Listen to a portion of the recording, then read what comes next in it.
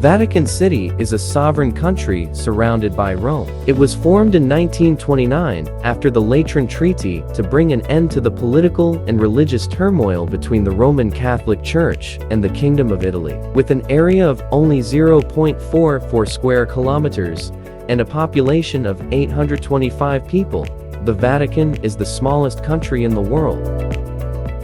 The Vatican Museum and the Sistine Chapel are among its main attractions. This video will guide you through the museum's rich collection of art and artifacts while highlighting the must-see masterpieces.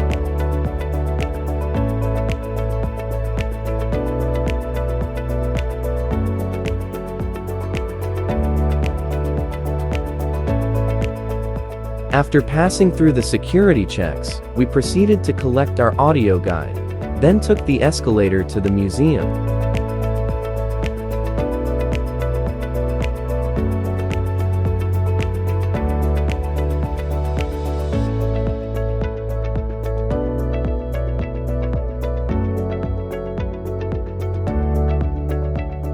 As you exit from the escalator, on the right side is the Pinacoteca, the Vatican's impressive art gallery, completed in 1932 and home to 460 magnificent paintings.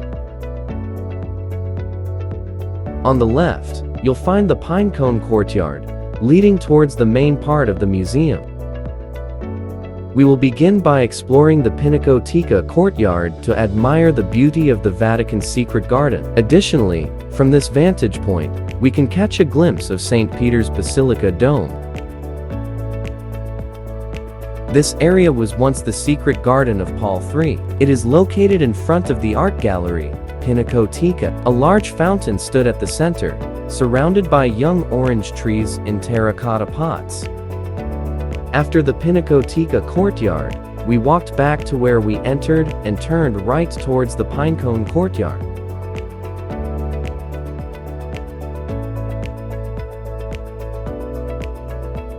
This staircase leads to the Gregorian Egyptian Museum. We'll come back here afterwards.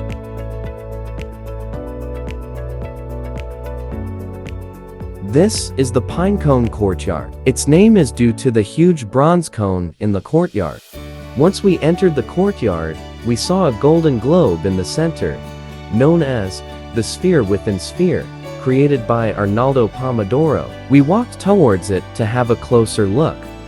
At the side of the courtyard, there are details and photos of the Sistine Chapel.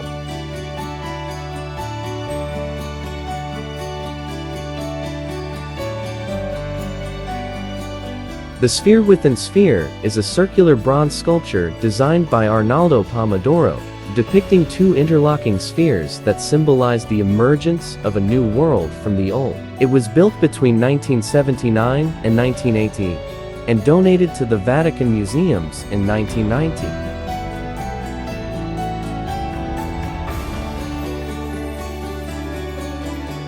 The Pinecone is located on top of a double ramp designed by Michelangelo. It is 4 meters high and was once a fountain with holes in the scales for water to flow out.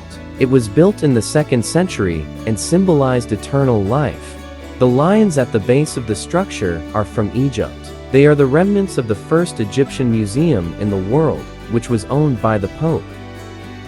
If you take the stairs on the right side of the Pinecone, you will skip the Egyptian Museum and head to the octagonal courtyard of the Pio Clementino. This route is commonly taken by the guided tours. We chose the staircase on the left as we didn't want to miss the opportunity to visit the Gregorian Egyptian Museum.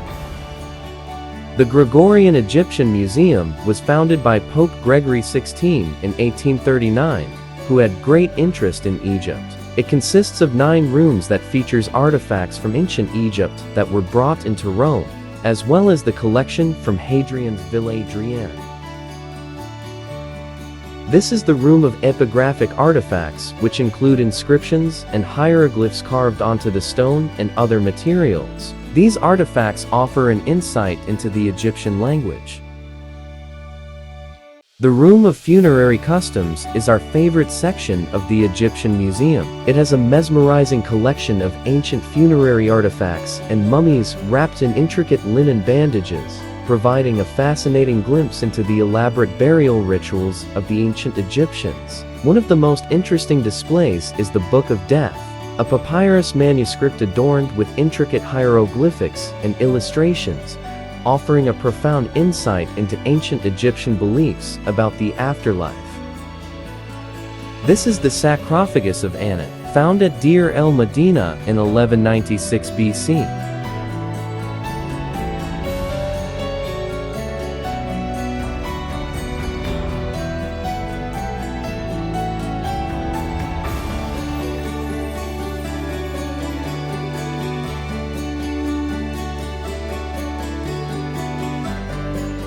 This is a reconstruction of the Serapeum of the Canopus of Hadrian's Villa, Tivoli. It was originally built by Emperor Hadrian as a sanctuary to the god Serapis.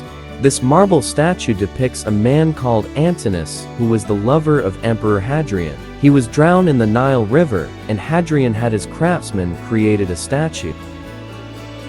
This is the fourth room, Egypt and Rome. The statues here were created in Rome under the influence of Egyptian art and culture. There's a window here with a view of the Pinecone Courtyard. This is room 5, Pharaonic statuary, featuring a range of sculptures that provide a glimpse into the artistic and cultural achievements of ancient Egypt. The statue was originally for Queen Tai, but it was taken by Ramses the Great and brought it back to his mortuary temple for his mother, Tuya.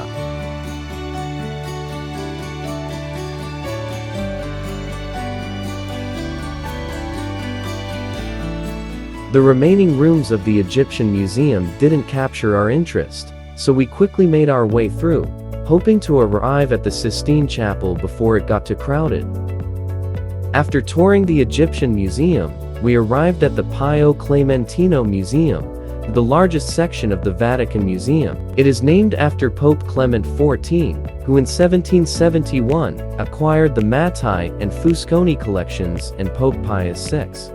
There are many rooms in the Pio Clementino Museum, and each room is filled with majestic art pieces. I'll try to point out the important artworks that should not be missed. This is the octagonal courtyard. It was once called the Courtyard of the Statues, where the first collection of sculptures was housed. There are two main sculptures that you should not miss: the statue of Laocoon and the Apollo of the Belvedere.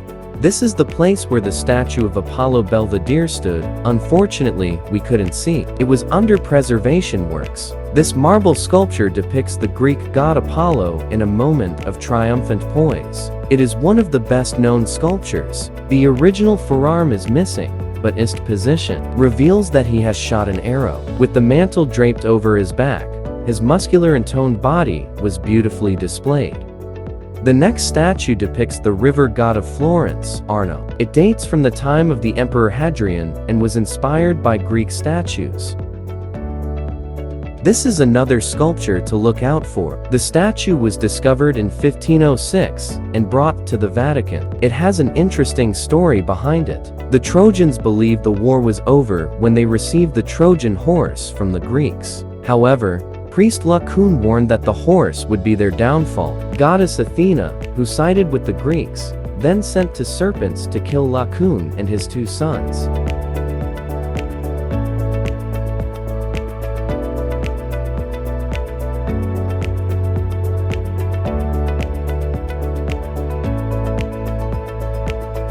The Venus Felix is a sculpture of Venus and her son, Cupid, which dates back to the 2nd AD.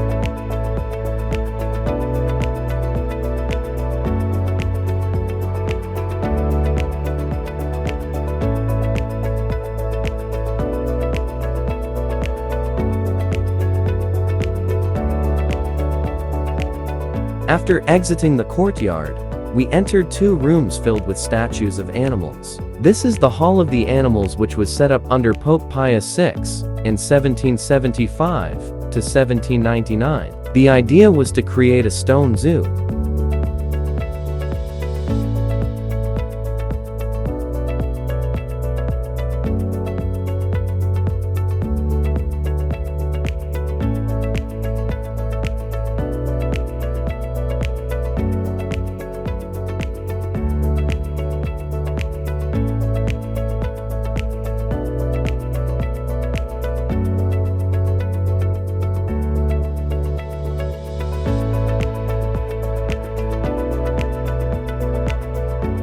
Upon exiting the Hall of Animal, we entered into the Hall of Muses, which houses a number of sculptures found in the Villa of Cassius near Tivoli. The collection includes many statues of the Muses and other Greek statues, all dating from the time of the Emperor Hadrian.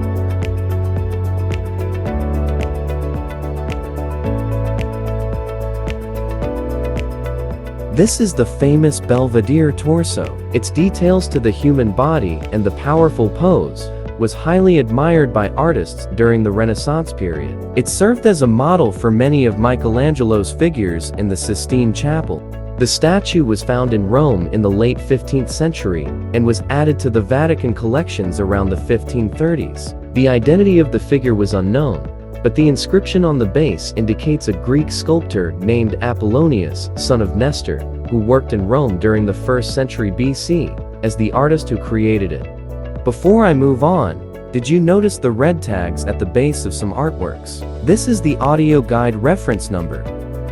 The next room is the Round Hall, completed in 1779, with Pantheon as the inspiration for its design.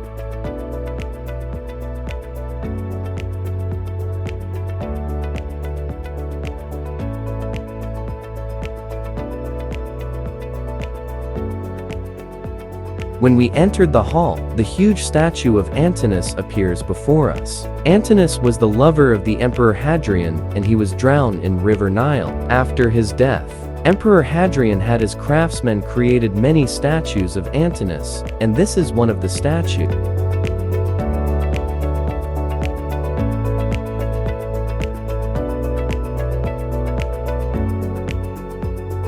As we walked along, we saw a huge bronze statue. The Hercules statue is the largest and the only bronze statue here. Have you wondered why there are very few bronze statues? This is because after the fall of the Roman Empire, bronze statues were melted down. This statue was found buried in 1864 near Campo di Fiori.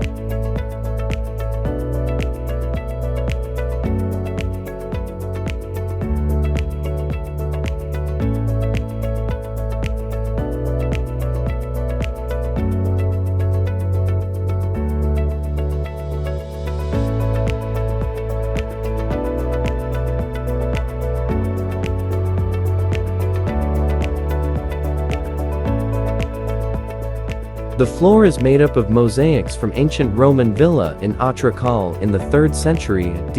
At the center stood a huge red porphyry basin, the bathtub of Emperor Nero. Despite its name, the basin was likely used as a pool. This was taken from Emperor Nero's Golden Palace, which was built in 64 AD. The next hall that we entered is shaped like a cross, hence it is named the Greek Cross Hall. One of the first things we noticed was the mosaic floor in the center. The floor is designed like a shield with Athena, the goddess of war, in the middle. The mosaic dates from the 3rd century AD and was found in Frascati in 1741. There are 2 sarcophagus in the hall. The one on the left is the sarcophagus for Saint Helena, and on the right is for her granddaughter, Constance. This red porphyry sarcophagus held the remains of Helena, mother of Constantine the Great, who passed away in 335 AD. The coffin is carved with military scenes of Roman soldiers on horseback and barbarian prisoners.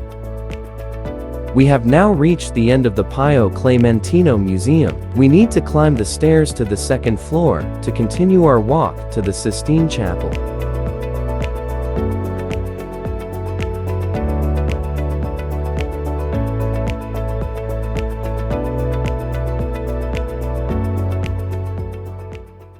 When we reach the 2nd floor, we head straight for the Gallery of the Candelabra. If you have spare time, you can make a detour to Gregorian Etrusco Museum. As you enter the gallery, you will notice the large marble candelabra on each sides of the 6 sections. This is how the gallery got its name. The Gallery of the Candelabra is a spectacular hallway filled with ancient Greek and Roman artworks, featuring statues, sarcophagi, and art paintings on the ceiling. Along the way, we noticed a strange statue which represents Diana, daughter of Zeus and twin sister of Apollo. Diana is known as Artemis of Ephesus, the fertility goddess, seen with multiple breasts or bull testicles on her chest. She is also known as the goddess of hunting and of childbirth, and had a large cult following in ancient times.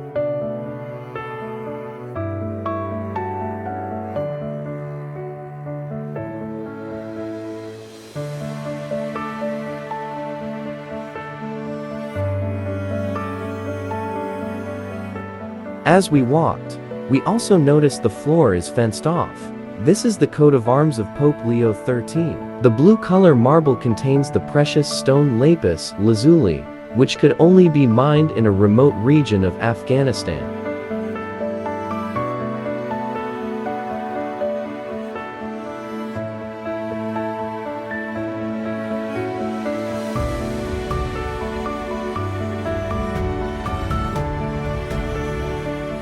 The next gallery is the Gallery of Tapestries.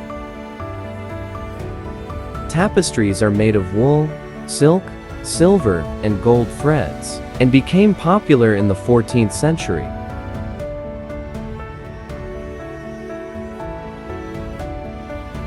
On the right wall are tapestries commissioned by Pope Urban VIII. It illustrates his life as Pope from 1523 to 1534. The left side focuses on the life of Christ, and it is designed by Raphael Sanzio, a famous artist during Renaissance. Hence most people focus on the left. In 1514, Raphael was commissioned by Pope Leo X to design 12 tapestries to depict the life of Christ. Raphael and his students' drawings were shipped to Brussels in Belgium, where they were woven in silk and wool at the school of Peter van Elst. This is the resurrection of Christ, depicting Christ has risen from death and exiting from the cave where he was buried. He is seen here displaying the sign of Holy Trinity with his 3 fingers of his right hand.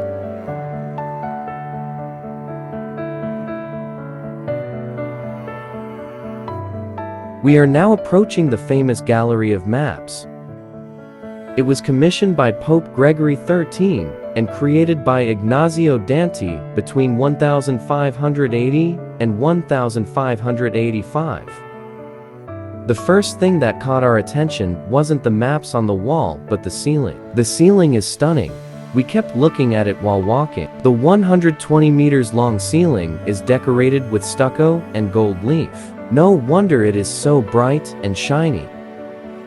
The ceiling was created by Ignazio Danti with artists Cesare Nebbia and Girolamo Muziano in 1580, and the amazing part is that the figures in the ceiling can be linked to the geographical positioning of the maps on the wall.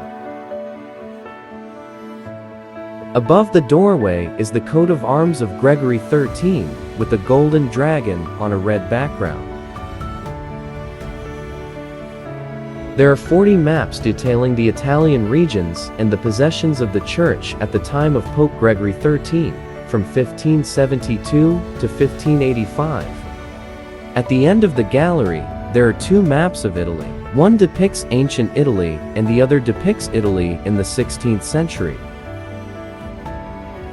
At the exit, there is also a map of Venice with accurate details of the islands and canals. After visiting the Gallery of Maps, you can continue straight to the staircase leading to the Sistine Chapel on the 1st floor. However, if you choose this route, you will miss the immensely popular Raphael Rooms. Therefore, you should turn left towards the Sobieski Room and the Room of Immaculate Conception.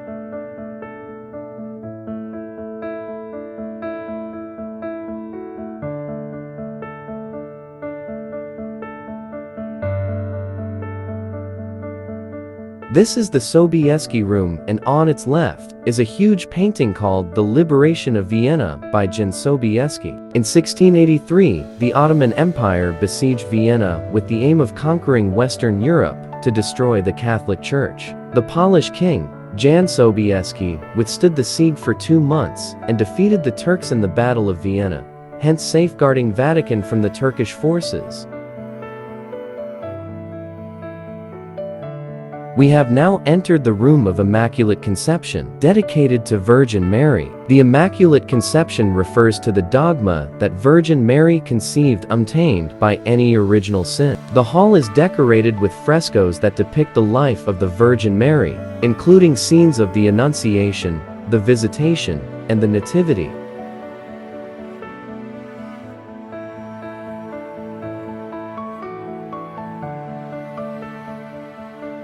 During the proclamation, the Pope was seen standing with sunlight shining on his face. The Holy Trinity is depicted above the Pope, with the Virgin Mary standing in the center between the Father and the Son at the top of the fresco.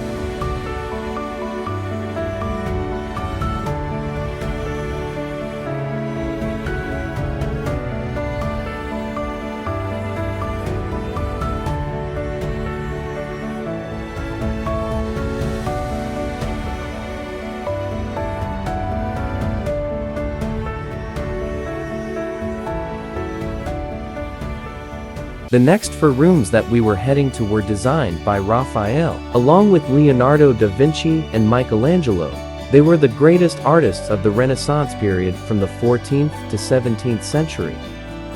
Raphael Sanzio was born in 1483 and was exposed to painting at a young age as his father worked as a court painter. In 1508, Pope Julius II commissioned Raphael to paint the rooms as he was disappointed by the works of several other artists. Raphael began the work in 1508 and continued until he died in 1520. The work was completed in 1524 by his pupils and by Giulio Romano. The first room is the room of Constantine, the first Christian Roman emperor. This image depicts Emperor Constantine addressing his troops outside his tent before the Battle of the Milvian Bridge. Suddenly, the dark clouds parted and three angels were seen holding a red cross accompanied by a sign stating, "In this sign you will conquer." In the background, we can see the Castel Sant'Angelo as well.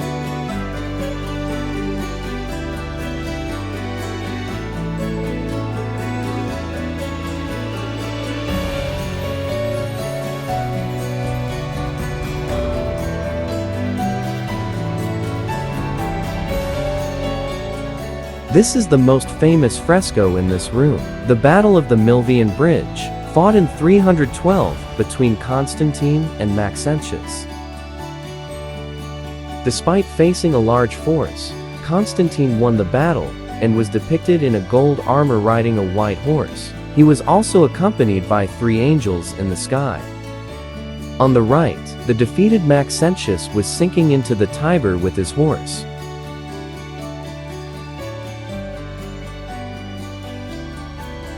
The room of Constantine is the largest room amongst the four Raphael rooms. It served as a venue for audiences and banquet area for the Pope's relatives. However, large part of the room was covered up for maintenance, getting ready for the Jubilee year 2025. The next room is the room of Heliodorus. Julius II used it for private audiences. It was named after the scene whereby Heliodorus was expulsed from the temple. From the records of the Old Testament, Heliodorus was sent by the king of Israel to confiscate the treasure from the temple in Jerusalem. Behold, as God sends a horseman aided by two men to expel Heliodorus. As he tumbles, a vase of plundered treasure spills gold coins onto the ground. This fresco depicts the liberation of Saint Peter from prison. In the center, an angel with glowing light was seen freeing Saint Peter from the unaware guards. On the right, the angel was leading the saint out of the prison, walking past the sleeping guards. The fresco on the left is the miracle of Bolsena, and on the right is the meeting of Leo the Great with Attila. The third room is the room of signature, used as a study room and private library for Julius II. It is also the most interesting room of all, and we spent a little longer here. Each fresco here represents theology, poetry, philosophy, and justice. The most famous fresco here is the School of Athens, representing science and philosophy. The painting pays homage to the most important scholars and artists from the classical world, Middle Ages, and the Renaissance. The meeting was led by Plato and Aristotle, two of the most highly regarded philosophers, at the center of the painting. The painting looks magnificent, but what makes it intriguing is that Raphael did not identify his subjects. Instead, he gave them specific characteristics so we can speculate about their identities. At the same time, the facial features could be portrayed as those of another artist. Through Plato, we can see that the likeness of Leonardo da Vinci. This character depicts Heraclitus in his famous thinking pose, but with the features of Michelangelo. On the right is Euclid, the father of geometry, yet he looks like Bramante, who recommended Raphael to Julius II to paint the 4 rooms that we are seeing now. Raphael has also included a portrait of himself. Can you spot him? He is right here, looking at us, the only character peeking through the painting. It is as though he is keenly observing our expressions as we interpret his art.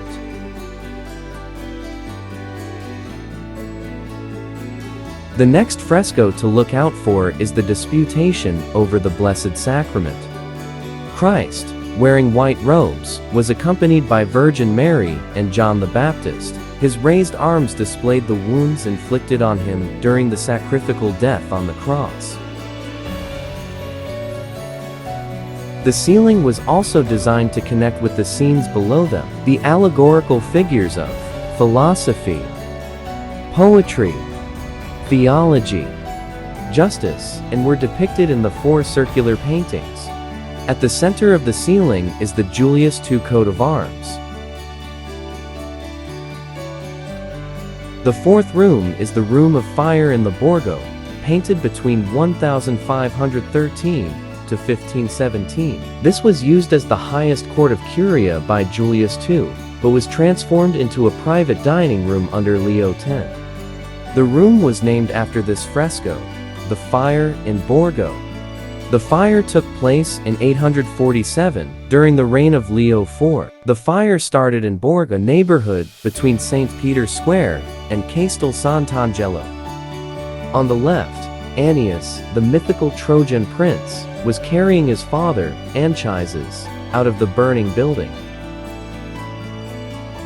On the top right, Leo IV at St. Peter Loggia is seen making a sign of the cross to miraculously extinguish the fire at Borgo.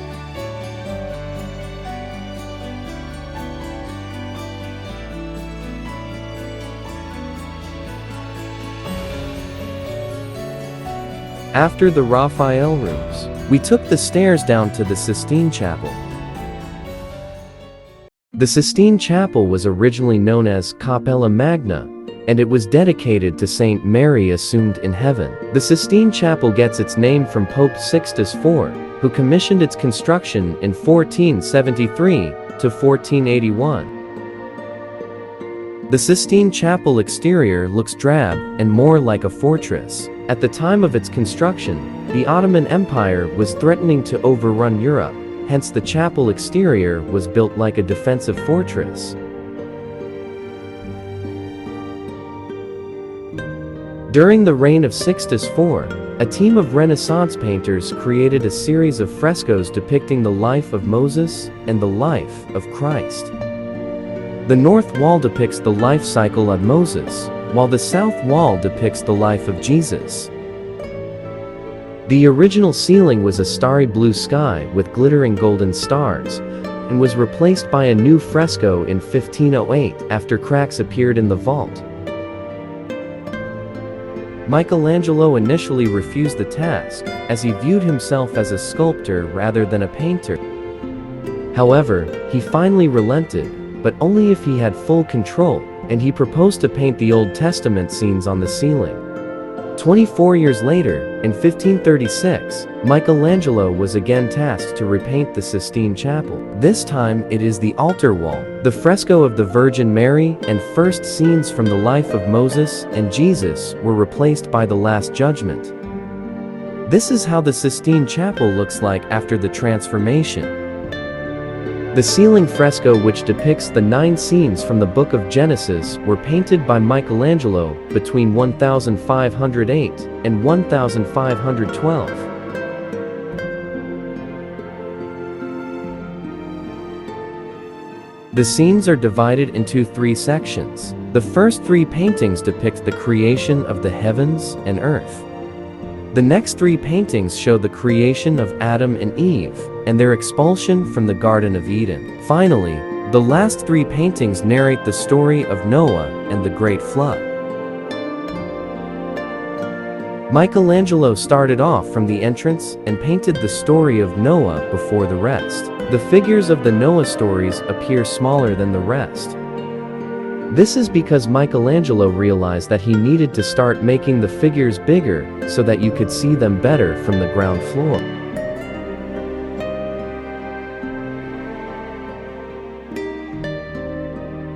This fresco depicts the fall and expulsion of Adam and Eve. The serpent is depicted as a female form and coiled around the tree, tempting Adam and Eve to eat the forbidden fruit. On the right, an angel is seen wielding a sword and expelling Adam and Eve from the paradise. This scene depicts the creation of Eve. While Adam was asleep, God took one of Adam's ribs and created Eve. Here, we can see Eve emerging from the side of Adam, raising up on God's command. Before this painting, God was usually represented with a hand or a divine light coming through the clouds. Michelangelo was the first to depict God as a mighty bearded figure with a long white beard. The creation of Adam is the most famous scene. God is seen with numerous angels embracing him, but the attention was directed towards Adam, who was lying on earth. Adam was looking at his creator with an outstretched arm, waiting to receive the divine force of life from God. From 1980 to 1994, the ceiling of Sistine Chapel underwent a restoration work sponsored by Nippon Television Network Corporation of Japan in exchange for the exclusive reproduction rights. 450 years of soot, dust, and dirt were removed. When historians saw the restored ceiling, some were aghast at the bright and colorful pastels. They argued that the restorers had damaged Michelangelo's original work. In 1536, Michelangelo was back in Sistine Chapel to paint the Last Judgment on the altar wall. The fresco depicts the second coming of Christ and the final judgment by God of all humanity. At the center of the painting is Christ with Virgin Mary at his side. The motion of his arms correspond with the ascending of the saved and descending of the sinners, while his gaze is directed towards hell. On the left, the saved souls were seen to be raising up to heaven with the help of others, while on the right, the damned were been expelled and fell into hell. Surrounding Christ were several saints, but attentions were drawn towards Saint Bartholomew, who was skinned alive and holding the skin that was torn from him.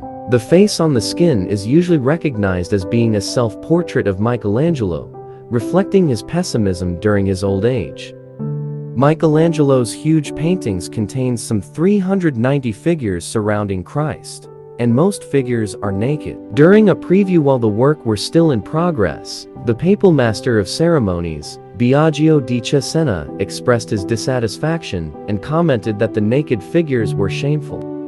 In response to these criticisms, Michelangelo incorporated Biagio facial features into Minos, the judge of the underworld, with donkey ears reflecting foolishness. A snake was painted, coiled around Minos, biting his penis. It was widely rumored that when Biagio brought his grievances to Pope Paul III, who brushed off Biagio, claiming that he had no authority over hell, and the painting remains as it is. Shortly after Michelangelo's death, Pope Paul III ordered Daniele del Volterra to cover the naked figures with drapery. More than 40 alterations were made as a result. After leaving the Sistine Chapel, we walked along the first floor, heading back to the main lobby of the museum. There's a souvenir shop along the way where we bought some souvenirs. This is our second time visiting the Vatican Museum, and we were able to see much more on our own compared to our first visit with the guided tour. However, visiting the museum on your own can be a daunting experience if you do not know what you are looking at and the history behind them. We hope this video can be of help to you. Don't forget to subscribe and like our video.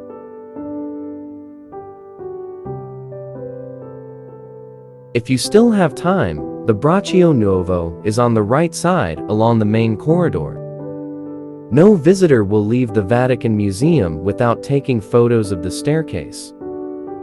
The Bramante staircase is the name given to two staircases in the Vatican museums. The original one was built in 1505 by Donato Bramante in the Pio Clementino Museum. This is the second staircase, built in 1932, was inspired by the original Bramante staircase. Have you noticed something? No matter how busy it is, certain portion of the stairs are empty. This is because of its double helix design, having two spiral ramps, allowing people to ascend without meeting people descending.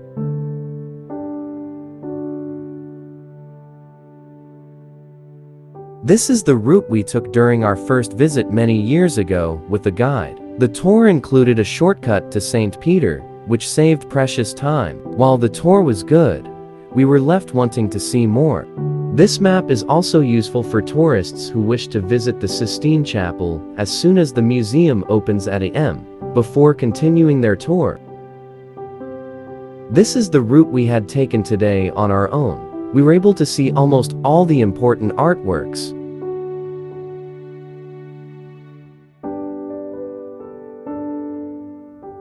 We were a bit tired after visiting the museum, so we decided to take a longer lunch break before lining up at St. Peter's Basilica. In our next video, we will be visiting St. Peter's Basilica. We also plan to take the elevator to the dome. Finally, we will try to locate the holy water before we leave. So look out for our next video.